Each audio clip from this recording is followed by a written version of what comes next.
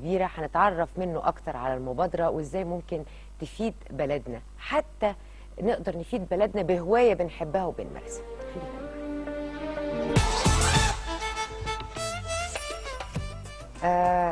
عشق السفر وقيادة الدراجات البخارية موتوسيكلات من وهو طفل. كبر الطفل وكبر معاه حلم السفر، لكن حلم سفر إيه؟ حلم السفر لكل محافظات مصر بالموتوسيكل. بعدها شعر بروح المغامرة وقرر انه يكون الموتوسيكل هو الوسيلة انه يعمل بيها ايه؟ يعمل بيها تنشيط سياحي، يعمل بيها دعاية لمصر. معانا المهندس علي عبده صاحب مبادرة حول مصر على الموتوسيكل، الهدف منها زيارة كل مكان في مصر ونقل جمال كل مناطق مصر للناس لمعرفة جمال بلدنا. صباح الخير يا باشمهندس. صباح الخير يا فندم. انت مهندس؟ مهندس نظم معلومات. مهندس نظم معلومات. وايه اللي خلاك تروح للحته بتاعت الموتوسيكلات دي؟ هو بطبيعة العمل بتاعي يعني نوعا ما انت مربوط بالكمبيوتر، يعني ما بتشوفش ناس، ما بتخرجش، بتبقى الحركة صعبة شوية، قاعد طول النهار بالظبط، ما بتعملش اي اكتيفيتيز خالص. فقررت او فكرت ان انا في نشاط احاول اخرج من روتين الحياه دوت، او ان انا اشوف حاجات جديده، يعني او ان انا اروح اماكن ما رحتهاش قبل كده. حبيت ان انا اروح كل الاماكن اللي انا بنقرا عليها على الانترنت وبشوف صورها جميله، ففكرت بقى بطريقه ان انا اروح الاماكن دي. من هنا بقى ظهر دور الموتوسيكل. يعني انت مش غاوي موتوسيكل من زمان؟ لا، من زمان انا حابب موضوع الموتوسيكلات. والدي كان عنده موتوسيكلات وانا صغير وانا حابب الموضوع، بس كان الموضوع نوعا ما تقدر تعتبريه وسيله مواصلات لطيفه شويه. ما كانش فيه موضوع المغامره قوي والسفر والمسافات الطويله والتجهيزات الاحترافيه شويه يعني. بدات بقى ان انا اشوف يعني ازاي الموضوع يتعمل بشكل كويس وتقدر توصل ابعد مسافه، التجهيزات اللي انت بتحتاجها معاك، الاعدادات المفروض تجهزها قبل ما تطلع الرحله، المسافات، الاماكن، ازاي تجمع معلومات عشان تطلع مكان بالشكل دوت. طيب قول لي بقى، ابتديت تفكر ان انت تروح الاماكن دي، ابتديت تعمل ايه؟ كانت اول مره يعني طلعت رحله طويله، كنت انا ومجموعه من اصدقائي. طلعت انت شكلك من اسكندريه. اسكندريه. طلعت دي طلعه اسكندرانيه خالص. طيب ابتديت تتحرك من اسكندريه؟ كنا احنا مجموعه اصدقاء من كذا محافظه، قررنا ان احنا هنروح الواحات البحريه والفرافره. اتفقنا مع بعض على الميعاد وكل واحد عمل. دي مسافه بعيده. كانت من اسكندريه حوالي 650 كيلو 700 كيلو تقريبا. يعني مسافه، يعني مش حاجه قريبه يعني. لا، هو من اسكندريه للقاهره وبعد كده من القاهره للواحات البحريه والفرافره. مشوار كبير يعني. مشوار تقيل كمان، مش عادي يعني. بالظبط. دي كانت اول رحله ليا. طلعنا كنا حوالي 10 شباب من 5 محافظات. وصلنا. لقيتوا بعض ازاي؟ من خلال الفيسبوك، تعرفنا على بعض من خلال الفيسبوك. وبدانا ننسق مع بعض الميعاد وهنروح كذا ونعمل كذا والكلام ده، واتفقنا على ميعاد اتقابلنا فيه كلنا في القاهره. وبعد كده اتحركنا للواحات البحريه. رحنا المكان اللي احنا هنقعد فيه هناك، وبعد كده يعني خدنا جوله في المدينه. بعد كده خدنا عربيات، رحنا بقى الاماكن السياحيه اللي سبت الموتوسيكلات بقى. في اماكن ما ينفعش، معظم الموتوسيكلات ما ينفعش تمشي فيها، بتبقى زي ارض وعره يعني. بتحتاج عربيات تقدر تمشي فيها يعني. بعد التجربه دي بصراحه الموضوع بالنسبه لي بقى يعني عشق يعني. ما يعني تجربه كانت رائعه اكتر من رائعه. السفر بالموتوسيكل تجربه فريده، غير السفر بالعربيه بالطياره باي حاجه. الموتوسيكل بيخليكي على كونتاكت مع الطبيعه اللي حواليك. كل التفاصيل اللي بتعدي عليها في الطريق انت شايفاها، وذاكرتك بتقدر تخزنها على طول، بتبقى منتبه وانت سايق الموتوسيكل. ما بتحسش بالتعب يعني. انت ممكن اسوق 7-8 ساعات ما احسش بالارهاق، لان انا مستمتع باللي بيحصل حواليا يعني. بعد كده قررت ان انا نعمل رحله تانية مع مجموعه من اصدقائي. رحنا واحد سيوه. جميله، تحفه يعني، هي جنه بصراحه يعني. بس خليني اقول لك، انا رحت واحد سيوه مرتين في حياتي يعني. اساسا اللي هو الطريق اللي هو من بعد مرسى مطروح لغايه ما بتوصل واحد سيوه، ده اساسا طريق يعني ضيق وتو ويز كده وخطر. الموتوسيكل كمان يعني مش وسيله، خطر زياده. ازاي تقدر تتغلب على دي؟ يعني الموتوسيكل اساسا دايما يقول لك انه هو معرض للخطر اكتر. هو الموتوسيكل يعني سواقه الموتوسيكل او السفر بالموتوسيكل نوع من انواع المغامرات. يعني هو بيعتبر مغامره يعني. تحسي كده الموضوع مش سهل قوي، فبيديكي احساس يعني بالصعوبه، يعني بتبقى عايزه تعملي الموضوع ده اكتر يعني، او تثبتي الموضوع ده. فاكيد يعني لما يبقى فيه مغامره بيبقى فيه استمتاع اكتر بالموضوع. الطريق بتاع سيوه حاليا يعني حالته كويسه جدا، هو فعلا ستيل حارتين رايح جاي، بس الاسفلت حالته كويسه، تقدري تمشي عليه زي ما انت عايزه، ما فيش فيه مشاكل يعني. بس محتاج حرص طبعا عشان عشان الطريق، الجمال اللي بتطلع فجأة عشان الجمال وعشان الرياح الجانبيه، ان الطريق في الصحراء فبيبقى فيه رياح جانبيه بتاثر على الموتوسيكل بالاخص، ان اي حاجه بتاثر على الموتوسيكل، الشتاء، الهواء، الكلام دوت. فبس كانت رحله لطيفه جدا، كانت يعني الحمد لله سيوه مكان يعني ممكن ناس كتير ما رحتوش، بس هو جنه على الارض. جنة حقيقي، هي سيوة جنة جنة يعني، روحها فيها كده حاجات كده طاقة إيجابية من بالظبط. أول ما بتبتدي تبقى داخل على مداخل سيوة يعني المكان فيه يعني طاقه ايجابيه فظيعه بصراحه، يعني اللي جربها مره يعني لازم يروح كل سنه يزورها حقيقي. يعني. طيب غير سيوة رحت فين؟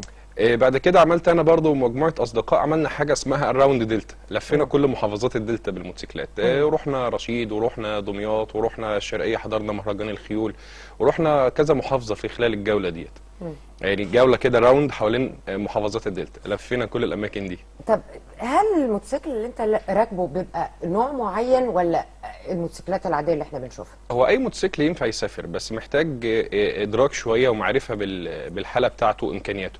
بس انا بستخدم نوع اسمه ادفنشر، يعني موتوسيكل مخصص للمغامرات. تقدر تمشي فيه في اماكن غير مرصوفه، تقدري تطلعي بيه جبال. موجود بوفره في مصر. تقدر تمشي بيه، يعني بيفتح لك افاق اكتر، بيبقى يعني تقدر تمشي في اماكن مش اسفلت، تقدر تمشي في رمله، تقدر تمشي في جبال. فميزته ان هو بيفتح لك افاق اكتر، تقدر توصل لاماكن العربيات ساعات ما بتقدرش توصل لها، ما بتبقاش قلقان من مطب، من حفر، الكلام دوت. طيب معلش انا عايز اسالك سؤال. انتوا لازم تبقوا لابسين الهلمت فوق دماغكم بالظبط. بس الهلمت اللي انت جايبه ده انا اول مره اشوفه. ليه؟ يعني ايه يعني الهلمت عادي اللي هو خوذه. الخوذه بتبقى عاديه كده، ايه اللي عليها دي؟ يعني انا اول مره اشوف خوذه عليها دي كاميرا. انت عامل كمان كاميرا؟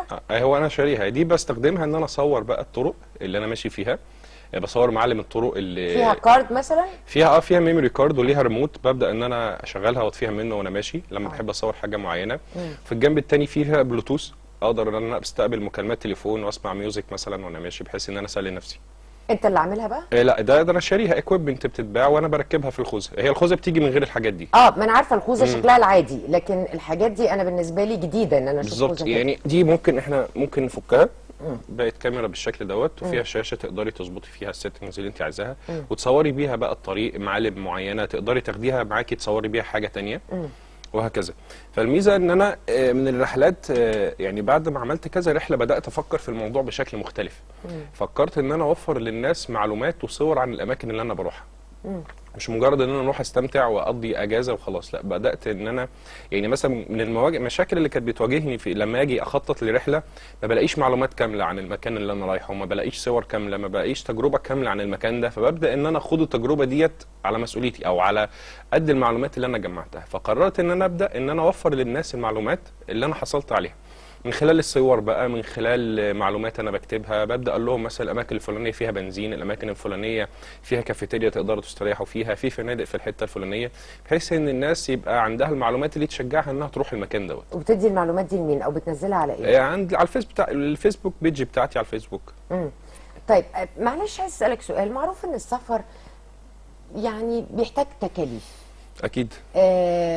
وسفر زي ده بتلف فيه محافظات مصر محتاج تكاليف. مين اللي بيوفر لك الدعم المادي ده؟ هو ما فيش اي دعم مادي من اي جهه، الموضوع انا قائم عليه بالكامل بمفردي يعني. ان انا بشتغل في تراب احوش مثلا تكاليف رحله معينه وصيانه الموتوسيكل والحاجات اللي انا محتاجها، وببدا ان انا اعمل الرحله ديت واشتغل تاني شويه وهكذا. طيب يعني خليني اسالك ازاي تقدر تفيد السياحه المصريه ودعم السياحه المصريه بالرحلات اللي انت بتعملها دي؟ تمام. انا جت من فتره قريبه كنا عايزين نعمل زي مهرجان لقائد الدراجات الناريه في مصر، وندعو فيه كل الفرق العربيه.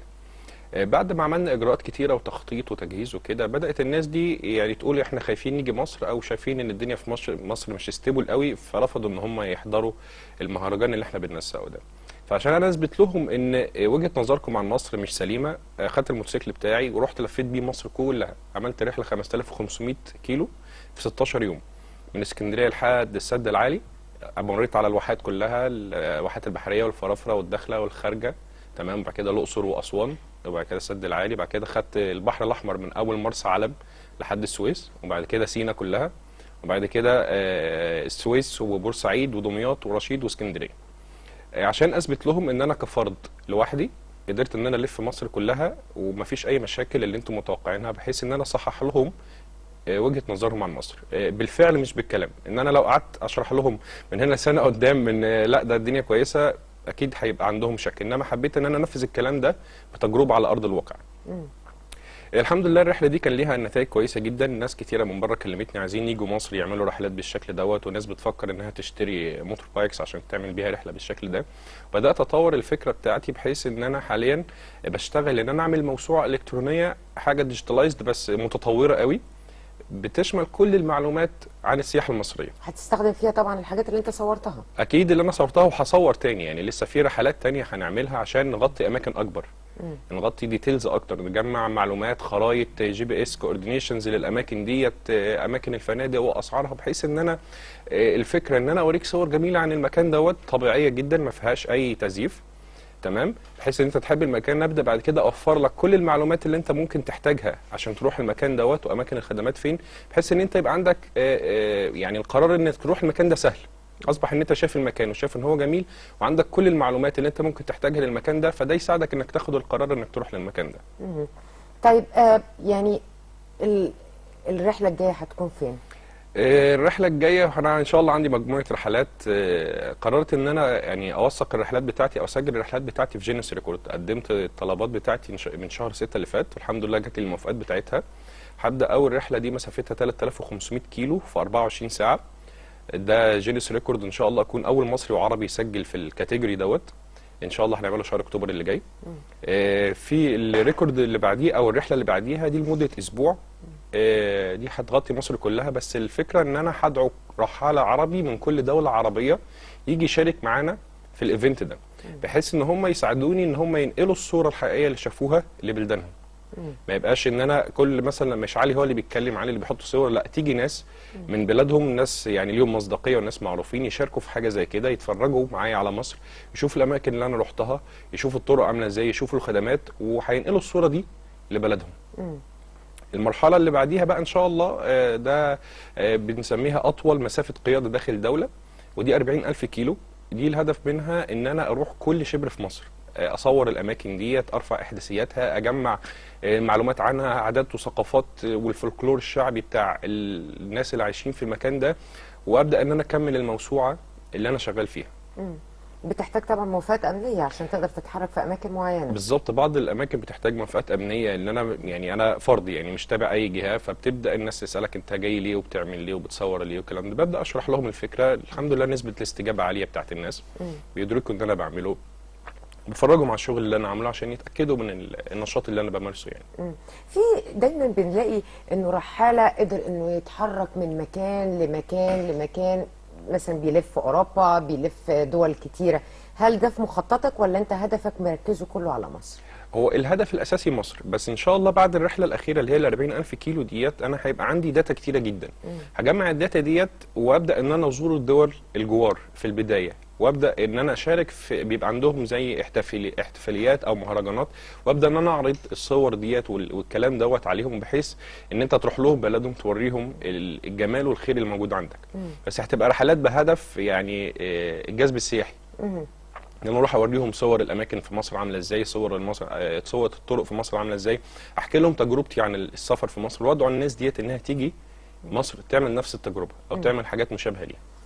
مهندس علي عبده، يعني فكرتك فكره جميله، واعتقد انها فكره شاقه كمان، يعني اكيد هتاخد منك مجهود، واتمنى ان احنا نشوفك في الموسوعه العالميه في جينيس ريكوردز ان شاء الله. ان شاء الله نشوف يعني نقرا اسم مصري موجود فيه بمبادره مصريه ان شاء الله لتنشيط السياحه. انا بشكرك شكرا جزيلا ونورتنا. ميرسي يا فندم.